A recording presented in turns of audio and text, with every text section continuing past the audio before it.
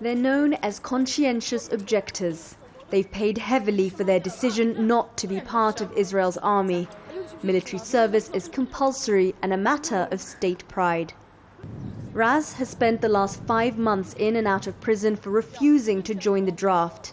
I saw the wall, inspiration wall, and I decided it's not moral, it's not okay, it hurt both Palestinians and Israeli. And I decided I wouldn't join the army that served this occupation. Tali did join. Months later, though, she quit. A few weeks into the army, you can see the brainwash that soldiers are going through by the army authorities to treat the Palestinians as non-existent. They don't speak about hitting people, but about hitting targets, as if it was a cardboard. The Israeli society doesn't recognize the rights of Palestinians to defend themselves and to have a struggle, but they do recognize our right to have the same struggle, to have militants in our houses, to have army bases all over Israel. An increasing number of men and women are refusing to join or quitting military service. In a statement to Al Jazeera, the Israeli army admitted taking action to counter this trend. They say there's no excuse for not serving. So for the first time, women are being imprisoned for objecting to the draft. Raz and Tali are now members of New Profile, a group that raises awareness about what they see as the growing militarization of Israeli society.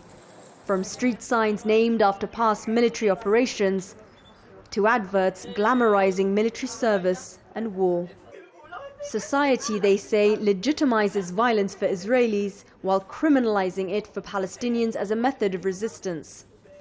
Last month, New Profile was shut down by police. Computers were confiscated, members arrested, and the group is now undergoing a criminal investigation for, quote, inciting desertion at war. Since the attack on Gaza, there's been a crackdown against all dissenting voices across the board. For a long time, it has been directed against Palestinian citizens of Israel.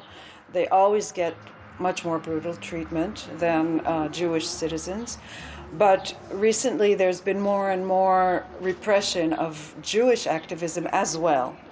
For these groups, the idea Israel is fighting a perpetual war is part of the rhetoric, meant to justify the brutal force used against Palestinians in the face of growing dissent from within and beyond the state's borders. Sherine, Tadros, Al Jazeera, Israel.